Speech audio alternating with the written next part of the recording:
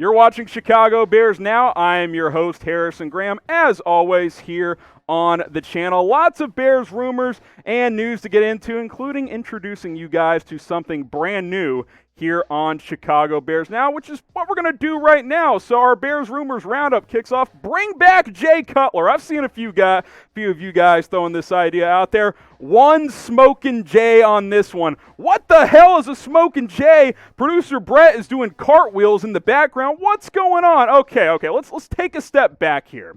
We are introducing our Smokin' Jay rumor meter. 0 Smokin' Jays means it's fake news. There's 0% chance it's going to happen. 1 Smokin' Jay. It's barely true. Get it? Barely true? 25%. Think of it in those terms. It could happen. It's pretty unlikely, but you never know. 2 Smokin' Jays. People are talking. Maybe it's 50%. Maybe it's not going to happen. I'd say 50-50 on those. And then 3 Smokin' Jays. That's pretty likely. I'd say 75% chance or so of it happening. 4 Smokin' Jays. You decide. I want you guys to decide what our fact meter is for our 4 Smokin' Jays. 4 Smokin' Jays means it's inevitable. It's going to happen. So I'm going to show you an example from our Raiders Report rumors meter. Mitchell Renz does a great job over there. Believe It Baby is his 4 Chucky Heads meter, which means that's going to happen. What's one for the Bears we could do? The reason they say Believe It Baby is because Raiders fans always say just win baby. So I'm trying to come up with one on the Smokin' Jay meter. What should the 4 Smokin' Jays mean? So I got 3 ideas, and then I want you guys to weigh in. Number 1, deep dish for life. I think that's a good one. I think that's one that could stick, but hey, we're a man of the people here on Chicago Bears Now, so I'm going to let you guys weigh in. Number 2, bear down. Very simple, right?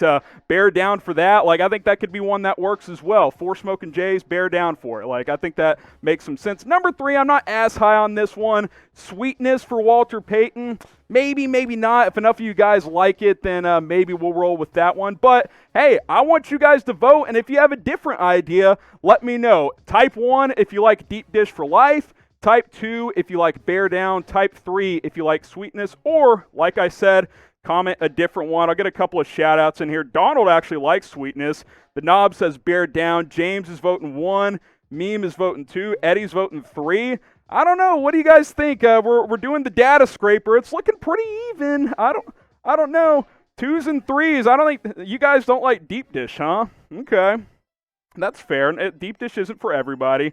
Let's see. I'm seeing a lot of 2s, guys. I'm seeing a lot of 2s flowing in here, Brett. We got about 75% 2s on this one.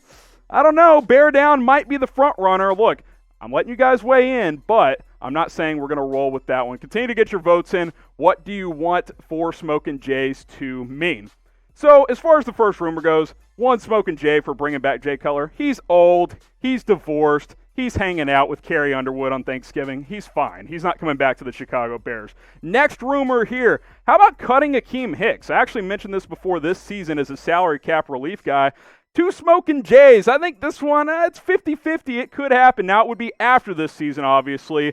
Not for the current season, but he's got one more year left on his deal, set to make $12 million next year. Kind of a lot for an aging player. Now, he's been really good when he's been on the field this year, but he's hurt again. He's missed a couple of games here with the hamstring, and you could save $10.5 million by cutting him. That's quite a bit of money for a team that's not expected to have a ton of cap space. And say, for example, the Bears want to go trade or sign an expensive quarterback, going to be hard to do with the current state of the cap situation. So cutting Akeem Hicks, I think it's very much a possibility for the Chicago Bears. He's having another great season here. 3.5 sacks. He hadn't had a sack in a few weeks, but he's been really productive. You could tell against the Packers they really missed him, especially in the run game. They just got run over by Aaron Jones, and the pass rush totally non-existent in that ball game. They certainly miss him, but if you can save $10.5 million, that's something you have to consider. Now, that would leave you pretty thin on that defensive line in this 3-4 scheme. You would have to, draft some guys or get aggressive in free agency. I like what I've seen from Brent Urban this year, but he's been a career rotation guy for a reason. You already lost Roy Robertson-Harris for the rest of this season. Will he be back next year? We'll have to wait and see. Hopefully Eddie Goldman returns next year and can play at a high level. But Akeem Hicks is a guy that he's the heart and soul of this team, but you get over the age of 30 and you start costing a lot of money, and you can save money by cutting guys. It's something that this team is going to have to consider and might do if they go into a rebuild mode. So what should the Bears do with Akeem Hicks? Type K for keep him, type C for cut him. Go ahead, let me know what you guys think down in the comments. I can get a couple of shout-outs here.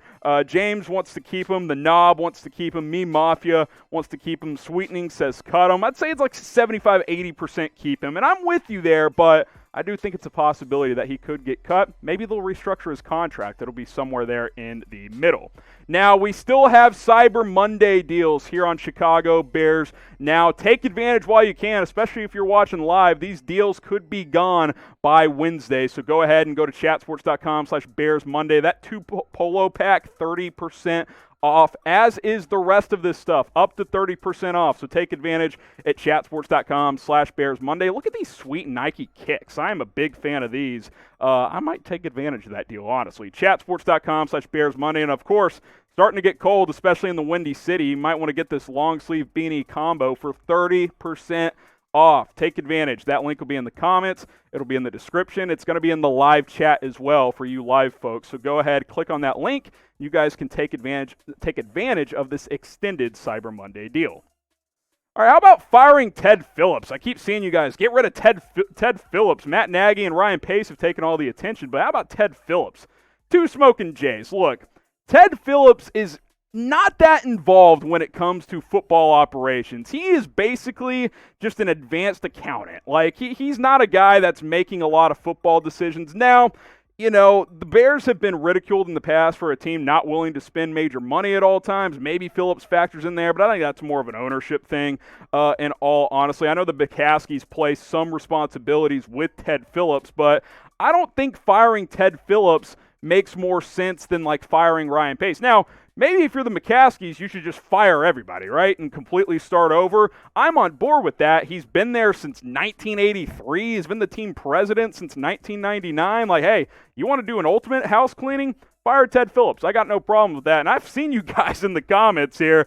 We'll cycle through these real quick. Get rid of Ted Phillips. Blow it up. Rob Tayville says, why an accountant, president, and CEO of this team is still beyond me. Then get rid of Pace and Nagy plus Nagy's staff. Hey, if you want to get rid of everybody, no problem with me. Ariel, the bomb emojis.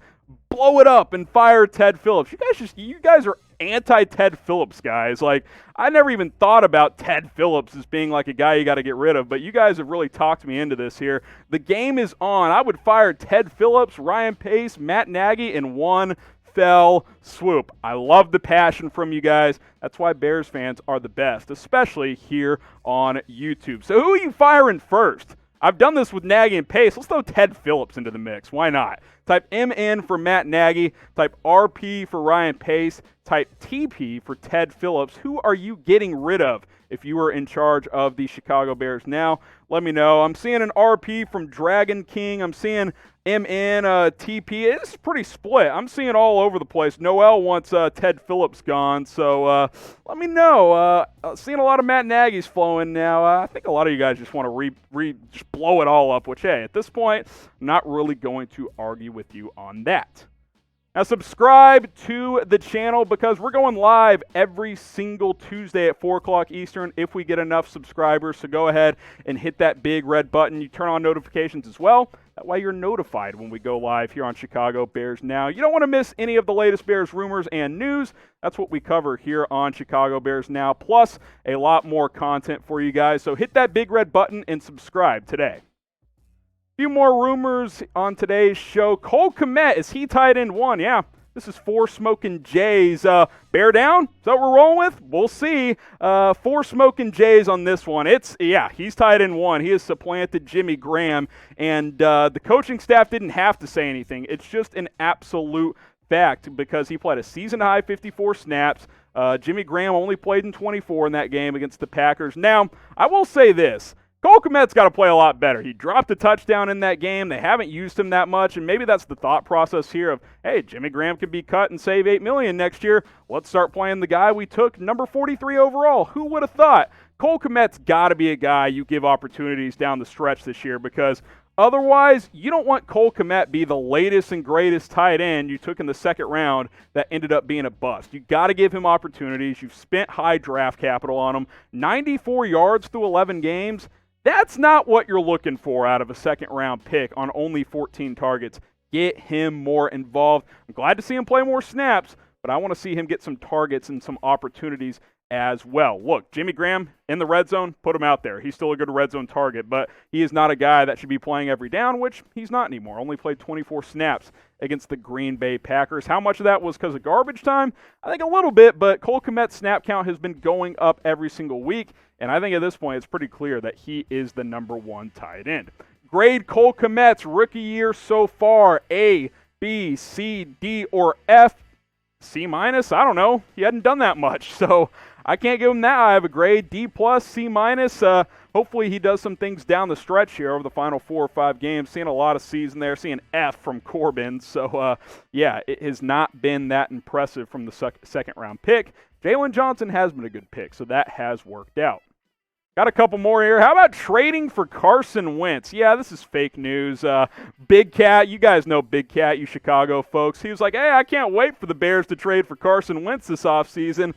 I don't think this is that good of an idea, in all honesty, for either party involved. One, for the Eagles, what is Carson Wentz trade value at this point? They're not going to get that much for him. Maybe they give Jalen Hurts more opportunities in Philadelphia. They probably should have against the Seahawks on Monday Night Football. But also, if you're the Bears, do you really want to trade for another quarterback? Like, don't you just want to draft your own guy and groom him up? Like, I know it didn't work with Trubisky, but that's because you drafted the wrong damn quarterback. Like, you had 3 options and you picked the wrong one. Like, try again. Like, that's just how it goes. Sometimes you miss. I don't want to trade for broken Carson Wentz. Look how bad this guy has been this year.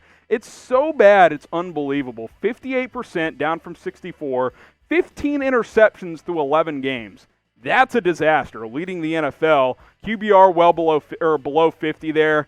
It's just not gone well this year for Philadelphia, and Carson Wentz, he's a major reason why it hasn't gone well. Now, if the Eagles were like, take him for a 5th-round pick, okay, sure, but they're not going to do that. So, at the end of the day, I don't think trading for Carson Wentz makes a lot of sense for either party. I would rather draft someone like Trey Lance or something like that. So, we will have to wait and see what happens, but Big Cat, you can start dreaming another pipe dream.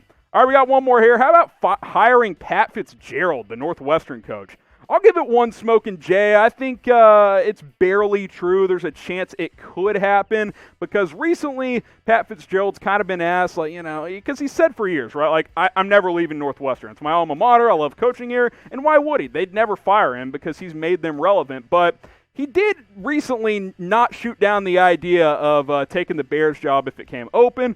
Also, Albert Breer reported that that is the one job he would consider leaving for. So, hey, look, he's not at the top of my list. I don't like this idea because he's like a defensive-minded attitude type of head coach, and I'm not convinced that would work in the NFL. But he's been great at Northwestern. You can't deny that. How many college football coaches stay at one place for 15 years, especially at a school like Northwestern? Not very many. He's like the 3rd or 4th most tenured coach in college football right now, and he's been well above 500. 9 bowl appearances. That program was dead before he got there. Won 4 of those. 3 10-win seasons, which is damn impressive. Got him to the Big Ten title game a couple of years ago, which he was also Conference Coach of the Year that year. All that being said, though, he's at Northwestern for a reason. Like, he's connected to that program. Like, yeah, I know he's a local guy for the Bears, but there's other college coaches I would go after if I'm Chicago, and it's not Pat Fitzgerald.